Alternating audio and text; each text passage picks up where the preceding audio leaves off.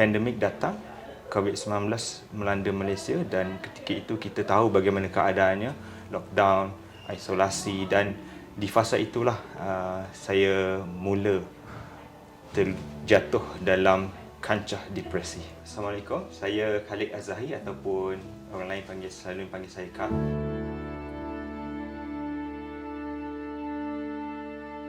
Saya didiagnos pada tahun 2020 dan sebenarnya kalau lebih spesifik dalam Jun 2020 macam tu, dan sebenarnya simptom tu telah berlaku awal tahun 2020. Tetapi ketika itu saya tidak tahu apa itu depression, apa itu penyakit mental. Mungkin disebabkan ialah waktu itu advocacy awareness tentang penyakit mental ini masih lagi di tahap yang rendah.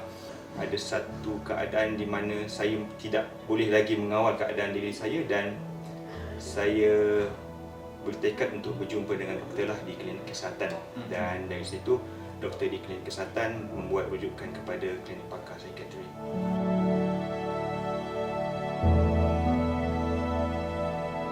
Kita dalam isolasi dan saya tinggal berseorangan. Ketika itu hilang pekerjaan, masih dalam proses belajar postgraduate, proses swazah secara online. Hampir setiap malam boleh dikatakan bermula daripada apa yang saya sebut tadi awal tahun 2020 tu sehingga Jun tu, hampir setiap malam boleh saya katakan saya akan menangis. Akan menangis, akan rasa kesunyian, rasa keseorangan. Saya dah tak boleh nak melukis sebab saya rasa macam saya tak ada harapan kat situ. Sekarang ni alhamdulillah makin baiklah. Ada satu peristiwa, satu keadaan ataupun satu tragedi di mana saya ada cubaan untuk mengakhiri kehidupan dan alhamdulillah perancangan Allah itu yang terbaiklah. Kita merancang untuk mengakhiri kehidupan, Tuhan kata belum lagi, dan entah bagaimana saya terselamat dari keadaan itu dan saya dirujuk ke unit psikiatri lah.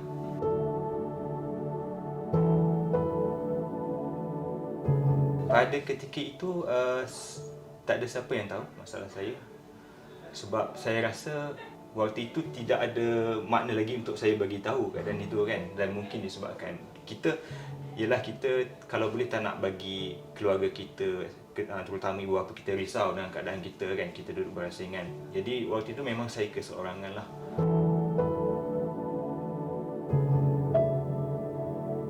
Alhamdulillah saya ada rakan sekerja yang memahami, yang supportive. Kemudian saya ada kawan rapat saya yang terdekat dan dia beritahu yang dia pun mengidap situasi yang sama. Bila kita tahu sama-sama menghadapi situasi tersebut, tidak ada apa yang perlu diselindung. Banyak kisah yang saya berkongsi dengan dia lah.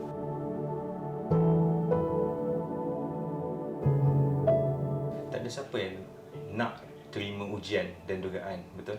Kita semua tak nak. Kita kalau boleh nak jalani hidup dengan sempurna tanpa apa-apa gangguan. Pada awal tahap permulaan depresi itu, rasanya saya dan kawan-kawan saya yang berjuang dengan depresi dan juga diagnosis yang lain tu pasti merasakan bahawa kita tak nak benda ni dan kita mempersoalkan Tuhan. Kenapa Tuhan bagi kita ujian macam ni? Kenapa tak orang lain? Tuhan bagi ujian sebab Tuhan sayang kita. Kalau Tuhan sayang kita, apa yang kita buat kita rasa semua tak kena. Itu tak kena, ini tak kena. Bukan sebab Tuhan tak sayang, tapi Tuhan nak kita, kalau dah terima ujian tu, kita akan ingat balik pada dia. That's why macam mana Tuhan jentik hati kita untuk kembali kepada dia. Dan mungkin boleh jadi kalau Tuhan bagi kesenangan untuk kita, tanpa ujian kita akan lupa dia.